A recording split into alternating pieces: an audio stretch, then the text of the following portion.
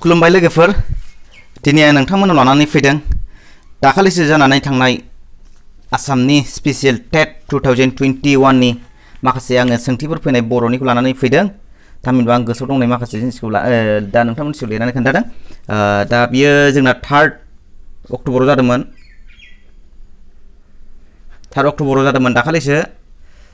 दा बेयाव माबायदि सोंथि फैदोंमोन आरो उननियाव माबायदि फैथावो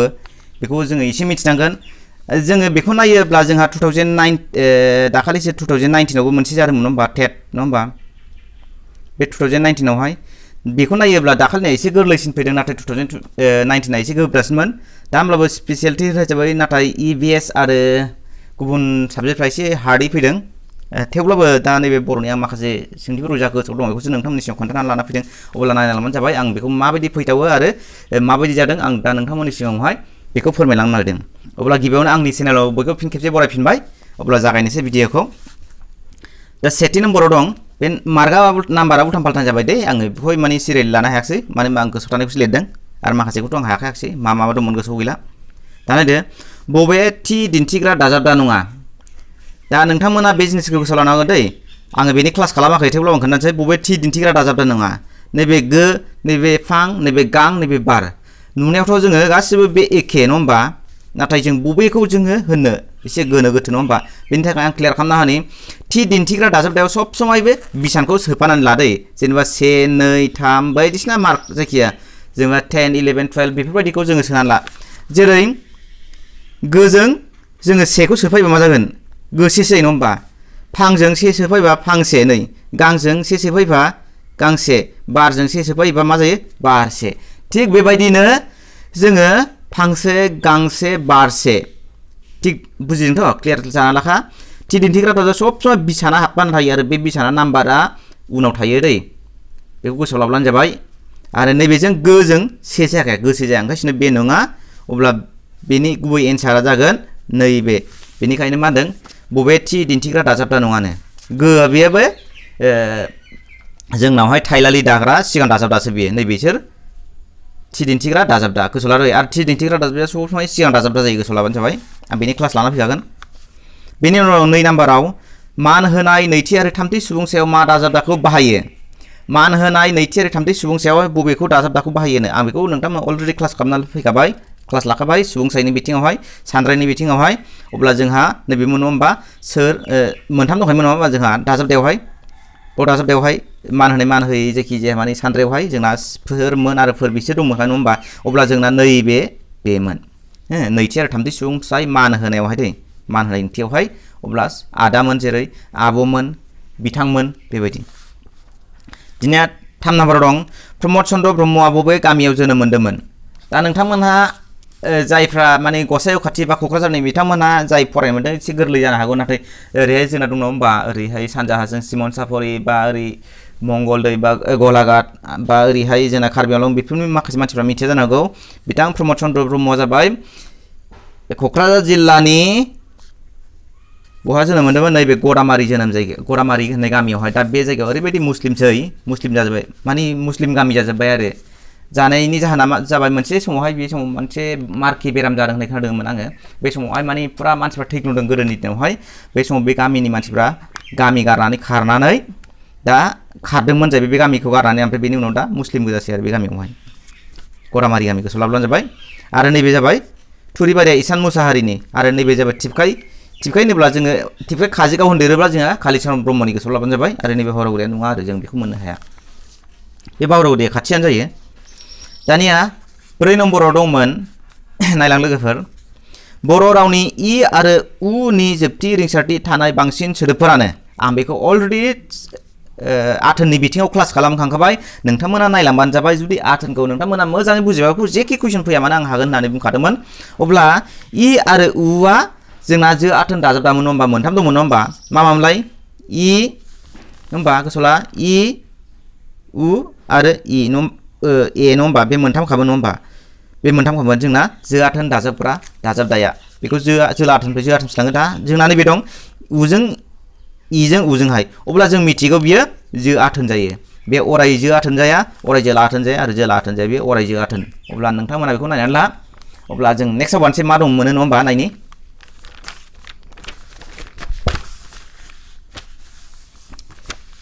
नायलांसै नैबावहाय बाथ्रानि जेरै सल'खौ सोर लिरदोंमोन नो बाव दं बाथ्रानि जेरै सल'खौ सोर लिरदोंमोन दाना नायदो बाथ्रानि जेरै सल' मोनसे लिरदोंमोन बेखौ दंनो रुपनाथ ब्रह्म मदाराम ब्रह्म रंदानि फाग्लि कितिस ब्रह्म दा नोंथांमोना जेबो गोनो गोथो जाया बेखौ रंदानि फाग्लि लिरदोंमोन आरो बे रंदानि फाग्लिया सोरमोन मिथिगौ ना बे जाबाय सतीश चन्द्र बसुमतारीनि लाखोमानाय गुबुन मोनसे मुं जाय बिबार लाइसिखौ सुजुदोंमोन आरो बे बाथ्रानि जेरै सल'आ बिबार लाइसियावनो ओंखारदोंमोन गह होनाय न'नि बाथ्रानि जेरै सल' बिसोर बे बिबार लाइसियाव ओंखारदोंमोन थामहिनबा बियो रंदानि फाग्लि एबा सतीश चन्द्र बसुमतारीनि लाखोमानाय मुं गोसोआव लाब्लानो जाबाय 6 नाम्बार रानी लाइमुथिया मा बाहागोनि थुनफावथायनो जारिमिनारि समाजारि नखरारि रमान्टिक आं बेयाव ओरैबायदि गोनो गोथो जादोंमोन एग्जामावहाय आं गोसोआव गैयामोन थेवब्लाबो आं आन्दाजै होनानै फैदों नैबे जारिमिनारि आं नायफैफिनबाय बेनो जादों आरो जारिमिनारि थुनफावथाय गोसोआव लाब्लानो जाबाय जेबो गोनो गोथो गैया 7 नम्बराव दं नायनानै लादो लोगोफोर जेन्थखा लाइसिखौ सुजुदोंमोन दाना जेन्थखा लाइसिखौ सुजुदोंमोन सोरबा सोरबा खोनादों जानो हागौ सोरबा सोरबा खोनायाखै जायफ्रा माने अनार्स लानानै फरायलांदों बिथांमोना मिथिगोन आरो जेनेरेल जायफोर फरायदों बिथांमोना मिथियाबो जानो हागौ ओंखायनो जाय बिथांमोना जेनेरेल लादों गोसोआव लाबानो जाबाय हयथ' बे फैयाब्लानो बेबायदि फैनो हागौ अब्ला दङ जेन्थखा लाइसिखौ सुजुदोंमोन रुपनाथ ब्रह्म मदाराम ब्रह्म सतीश चन्द्र बसुमतारी प्रमद चन्द्र ब्रह्म अब्ला जों मिथिनांगौ जे जेन्थखा लाइसिया ओंखारदोंमोन 1925 मायथाइयाव गोसोआव लाबानो जाबाय बिबारा ओंखारदोंमोन 1925 नङा होमबा सरि 24 निफ्राय 25 सिम थिग बेबायदिनो जेन्थखायाबो ओंखारदोंमन 1925 आव आरो जेन्थखा लाइसिखौ सुजुदोंमोन सतीश चन्द्र बसुमतारीया आरो बे जेन्थखाखौ लाइसिजों नैबे सतीश चन्द्र बसुमतारी आरो प्रमद चन्द्र ब्रह्मआ मा सुजुदोंमोन होनबा जोंहा सानस्रि मुस्रि हाथरखि हाला अलंबार लाइसि बिथां बेखौ सुजुदोंमोन गोसोआव लाबानो जाबाय बेनो जोंहा मिथिनो गोनाङा 8 नम्बर दं बर' सात्र सन्मिलनखौ माब्ला दादोंमोन नै जेबो गोनो गोथो जाना लोगोफोर बर' सात्र सन्मिलनखौ दादोंमोन 1919 मायथाइयाव आरो 20 मायथाइयाव मा जादोंमोनबा जोंहा प्रसन्न कुमार खाख्लारिनि बाथोनाम बैखागुनि गिदु गांसे बिजाबा ओंखारदोंमोन आरो नैबेयावहाय आं दासो होनलांदों नङा होमबा जेन्थखा लाइसिबो ओंखारदोंमोन आरो बिबार लाइसियाबो 1925 आव ओंखारदोंमोन आरो नैबेयो जाबाय मदाराम ब्रह्मनि आरो रुपनाथ ब्रह्मनि जयै सुजुनाय खन्थाइ मेथाइ बिजाबा ओंखारदोंमोन बेयावहाय गोसोआव लाब्लानो जाबाय दानिया नैबाव दं 9 नाम्बाराव दं अलंबार मुगानि देरसिन रमान्टिक खन्थाइगिरिया जों जेबो गोनो गोथो जाना लोगोफोर जोंहा प्रमद चन्द्र ब्रह्म दं ईसान मोसाहारि दं काली कुमार लाहारी रुपनाथ ब्रह्म बेनि गेजेराव जोङो नैबे रुपनाथ ब्रह्मखौ जोङो बासिना लाग्रो बिथाङा जाबाय बिबार मुगानि सासे खन्थाइगिरि एबा लिरगिरिमोन बिबार मुगायाव बांसिन बिहोमा होनो हादों बिथाङा बेनि उनाव जोङो मिथिनो हायो जे प्रमद चन्द्रआबो बिथाङा रमान्टिकजों लोगोसे माने मिस्टिक गोबां रोखोमनि मोजां मोजां खन्थाइ लिरदों दा जोंहा ईसान मोसाहारिया बांसिन रमान्टिक खन्थाइयावल' गोसो होदों काली कुमार लाहारीया जोंहा सोंखारिनाय जायखौ जों सेटियार होननानै बुंनाय जायो सोंखारिनाय खन्थाइ लिरग्रा अब्ला जों बेनि अलंबार मुगानि देरसिन रमान्टिक खन्थाइया जाबाय ईसान मोसाहारि आरो जोंहा बर' थुनलाइयाव सोंखारिनाय खन्थाइ लिरग्रा होनोब्ला नैबे गोसोआव लाबानो जाबाय आरो जोंहा नैबे प्रमद चन्द्रनि बिथांनि ओरैबायदि कुइसन फैनो हागौ हायेननि सुकुइन बिमुं होननानै सोरखौ होदों होनना जोंहा प्रमद चन्द्र ब्रह्म आरो बर' थुनलाइनि अलंबार होननानै बुङोब्ला जोंहा प्रमद चन्द्र ब्रह्म जेबो गोनो गोथो गैया लोगोफोर जुदि बेबायदि कुइसन फैयोब्ला नोंथांमोनहा बेखौ गोसोआव लाब्लानो जाबाय दाना नेक्स्टआव दं मा थांनि नङा होमबा नै आङो दाखालिसो सानद्रायाव लाना फैदोंमोन नङा होमबा सानद्रायनिफ्राय नै 2 मार्क फैदों मैयाव मोनसे जाखांबाय फोर उन दाजाबदाखौ बाहायो नै फोर उन दाजाबदाखौ बाहायो मायावनो मानसिजोंल' मुवा बेसादजोंल' जुनारजोंल' मान होनाय मान होयै मुंमा एबा मुंरायजोंनो दाना ओरैबायदि मानसिफोरजोंल' मानसिजोंबो बाहायो ओरैबायदि जेरै गथ'फोर मा होनो नोंसोर गथ'फोर नङा होमबा मान होयियावहाय मुवा बेसादजोंबा जेनेबा अन्थाइफोर जिगाबफोर बेफोरबायदि आरो जुनारफोरजोंबा दाउफोर सैमाफोर अमाफोर अब्ला जोंहा मा होनदों मान होनाय आरो मान गैयै मान होनायाव माबोरै फैबाय जोङो जेरै बेवाइफोर नङा होमबा बिहावफोर बिखुनजोफोर आं दाखालिसो फोरोंखादों नङा होमबा आथोनावहाय अब्ला नोंसोर मायाखौ गोसोआव लाब्लानो जाबाय मान होनायनि बिथिङाव होनोब्ला जोंहा बेवाइफोर बिखुनजोफोर बोरायफोर बेबायदि आरो मान होयियावथ' जोंहा नैबे जेनेबा मुवा बेसादजों बा मा गोग्लैबाय जोंहा अन्थाइफोर बिजाबफोर बेफोरबायदि बेन्चफोर कलमफोर बेबायदि मानसिजोंबा जेनेबा गथ'फोर जुनारफोर बा दाउफोर अमाफोर सैमाफोर ओंखायनो बियो मान होनाय आरो मान होयै मुंमा एबा मुंरायजों जायो बेनि गुबै फिननाया नैबे जागोन गोसोआव लाब्लानो जाबाय लोगोफोर दाना नेक्स्ट अभारनि मा दंमोन जोंहा दाखालि बे गोसोआव लादो बेयो माने बेबायदि कुइसना टाइपनि फैयो बे जाबाय दाखालिसो जानानै थांनाय स्पेसियेल टेटनि माखासे कुइसनफोरमोन अब्ला नेक्स्टआव थांनि गाहायनि बबे मोनथाम खौरां रिंसारथिनि जथाय खोन्दो जथाय सोदोबनो मोनथाम रिंसारथिनि जथाय खोन्दोनो माने खौरां रिंसारथिनि कनसोनेन्ट फनेम्सनि गोसोआव लाबानो जाबाय दै मा होनदों साखन्द्रा दं रोजा गोब्रा माब्ला अब्ला जोंहा माखौ नायनांगौ मोनथाम खौरां रिंसारथि माने जों बेखौ मिथिनांगोन जे जाय खौरां रिंसारथिया मोनथामबो खाथि खाथि जिरायनानै खेबसेयावनो गारां बोजानाय महरनो गोसोआव लाबाय जाय खौरां खेबसे बुंफिननि जाय खौरां रिंसारथिया मोनथामबो खाथि खाथि जिरायनानै थानाय खेबसेनो गारां बोजायोब्ला बेखौनो खौरां माने मोनथाम खौरां रिंसारथिनि जथाय सोदोब एबा जथाय महर होनना बुंनाय जायो आरो मोननैब्ला जोङो मोननै खाथि खाथि थाज्लायबा जों मा होनो महरसे जथाय खौरां रिंसारथि होनना बुंनाय जायो आरो मोननै खाथि खाथिबा महरसे औ दानिया जोङो बाव मा मोनदों साखन्द्रा रोजा गोब्रा माब्ला बेबायदि नंदों नैबे एसे सोलायलो जानो हागौ खिन्थु आङो माने बबे नंगौमोन आं बेखौ नोंथांमोननो खोन्थानि आं एक्जाक्ट गोसोआव दङ एन्सारा बबेमोन दाना जोंहा नैबेखौ जों सिफायनि नैबेथ' मोनसे मोनसेल'खा नङा होमबा बिसोर मोनसे मोनसेल'खा जोंहा बेखौ जोंहा नायनांगौ गैया सिगांनिखौ नैबे न प्लास द प्लास र नङा होमबा आरो नैबे ज प्लास ज नङा होमब्ला ब प्लास र नङा होमबा नैबे ब प्लास ल दाना नायदो नोंसोर नोंथांमोना नायदो नैबे न र द न द र नङा होमबा नयदेन्द्र द्र बे खेबसेनो गारांबो जाबाय नङा होमबा ज ज रोजा बे खेबसेनो गारांबो जाबाय गोब्रा बजों रजों खेबसेनो गारांबो जाबाय बजों लजों ब्ला माब्ला जेनेबा खेबसेनो गारांबो जाबाय अब्ला जोंहाबो मा होनदों मोनथाम खौरां रिंसारथिनि जथाय होनाय लोगो लोगो जोंहा मा फैगोन नैबे फैगोन आरो अब्ला बेनि गुबै फिननाया जागोन नैबे साखन्द्रा गोसोआव लाब्लानो जाबाय नोंथांमोना बेबायदि आन्दाय होनाय कुइसन फैयो आङो जेब्ला खौरां रिंसारथिनि बा गारां रिंसारथि गारां खौरांखौनि जेब्ला क्लास खालामगोन अब्ला नोंथांमोना बेखौ बुजिगोन आं बेखौ लानानै फैगोन दाना नायदो नै बबे गारांनै रिंसारथिनि थानाय सोदोब थिग बेबायदिनो खौरां रिंसारथि फैनाय लोगो लोगो बेवहाय गारांनैयावबो गारां रिंसारथियावबो फैदों नै दाना जोङो दा नायदों बेवहाय बबे गारांनै रिंसारथि नङा होमबा नायनो जों सिफायना नायग्रोनि अब्ला नोंथांमोना गोसोआव लाबानो जाबाय माबायदि ब दाजाब औ नङा होमबा दाना द दाजाब आ नङा होमबा नैबे द दाजाब न दाजाब र दाजाब आ नङा होमबा आखार नङा होमबा बे दाना स दाजाब आ जोंहा सिगांनिखौ नायनांगौ गैया सिगांनिखौ नायनांगौआ बाहाय मा दं जोंहा बेयाव मोनसेल'खा नङा होमबा बेयाव मोनसेल'खा नै ओखार मोनसेल'खा अब्ला जोंहा बेयाव मा होनदों गारांनै रिंसारथि होनदों गारांनै रिंसारथि माने मोननै खौरां गारां रिंसारथिया खाथि खाथि जिरायनानै थानाय खेबसेयावनो गारां बोजायोब्ला जों बेखौ गारांनै रिंसारथि बुंनाय जायो आरो बेखौ जों इंराजियावहाय डिप्थं होननानै बुंनाय जायो गोसोआव लाबानो जाबाय अब्ला जोङो बेखौ मा होनगोन बौ बे औआ दाजाब औवा बर नङा बा हरसौ औ बेबो गारां रिंसारथि बेबो गारां रिंसारथि बेखौ जों सिफायोब्ला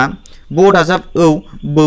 अब्ला जों बेखौ सिफायोब्ला बे नंगौ नङा बेबो गारां रिंसारथि बेबो गारां रिंसारथि अब्ला बे मोननैजों खाथि खाथि थानानै खेबसेनो गारां बोजादोंना बोजायाखै नङा होमबा बौ अब्ला बेनि गुबै फिननाया बे जागोन बे आयाथ' मोनसेल'खा आयाबो मोनसेल' बाव आयाबो मोनसेल' बेवहाय जोङो मोनसेल' थाखाय जोङो बेयावहाय जायाखै बे गोसोआव लाब्लानो जाबाय अब्ला बेनि फिननाया बौ औ होननाय लोगो लोगो दाजाब हरसौ औ बे जादों ओंखायनो बेनि गुबै फिननाया नैबे गोसोआव ला लोगोफोर दानिया 13 नम्बराव दं बर' रावखौ माब्ला 8थि फारिलाइयाव थिसनदोंमोन अब्ला 8थि फारिलाइयाव थिसनदोंमोन होननाय लोगो लोगो जोंहा आंना बाव जाबावाखै आङो चेक खालामफैदोंमोन माने आं गोनो गोथो ओरैबायदि गोनो गोथो जादों खर'आनो बे समाव खामानि होनो नागिराखै आङो नैबेखौसो होदोंमोन नाथाय लोगोफोर गोसोआव ला बेनि फिननाया नैबेसो दै आं नायफैफिनदोंमोन बे नङाथाय बर' रावखौ माब्ला 8थि फारिलाइयाव थिसनदोंमोन थामहिनबा HDLआवहाय बर' रावखौ इनक्लुड खालामदोंमोन गोसोआव लाबानो जाबाय 2004आवहाय गोसोआव ला दै आंना नैबेखौसो होफ्लांदोंमोन आंना जायाखै बेनि थाखाय आंहाबो 1 मार्क थांखाबाय जायखिजाया माने आं माखासे जा खोन्थाबोदों बे जाजोबदों दाना 14 नम्बर दं गाहायनि बबेखौ मावजाथा मावरिजाजों दाजाबनाय जायो आं नोंथांमोननि सिगाङाव जावले जावले मावरिजानि सोंथिबो लानानै फैदोंमोन थामहिनबा मावरिजानि सोमोन्दै बुजायखांखाबाय बेयाव होनदों मावजाथा मावरिजाया जोंहा मामोनलाय मावजाथा मावरिजाया जोंहा जोबथि थामहिनबा जोङो मावजाथा मावरिजाखौ मायाव बाहायो जोबथि मामोनलाय बेखेवगासिनोनि मामोनलाय बेखेवगासिनोनि महरा आव नङा होमबा नैबे जाबाय बेखेवगाद' थामहिनबा सोमोन्दो दिन्थिग्रा मावरिजानि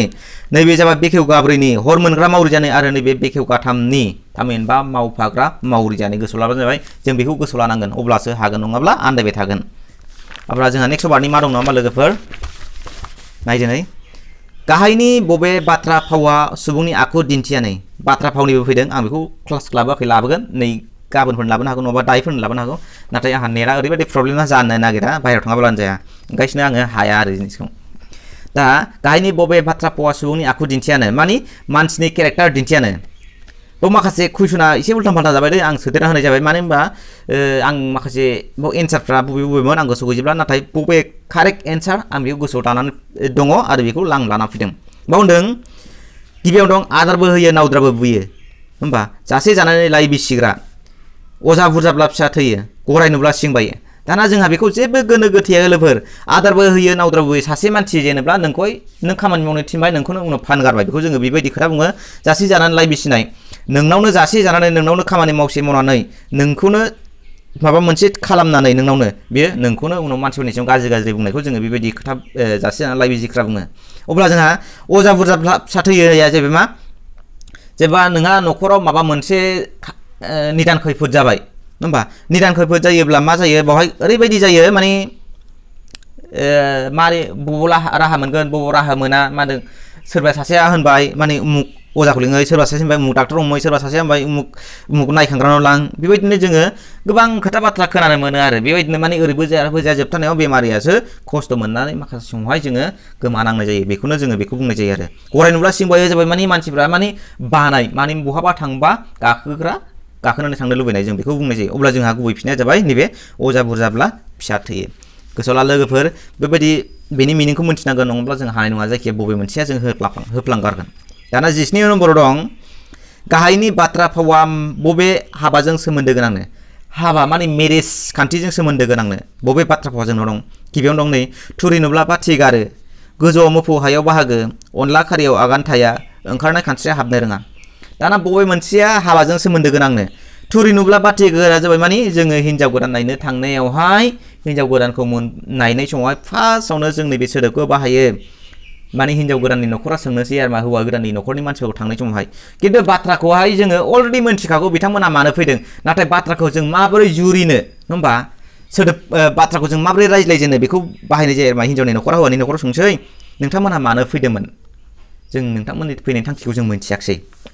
अब्ला हौवानि न'खरा होनसै बाथ्रायाथ' बेनोसै मा खालामनो नोंथांमोन जेराव थुरि नुयो बेयावनो बाथि गारो अब्ला बेखौ जुरिनाय लोगो लोगो बेयावनो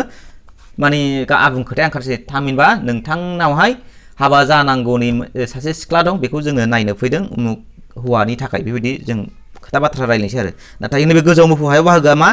जोङो माब्लाबा समावहाय माबा मोनसे खामानि मावनायनि सिगां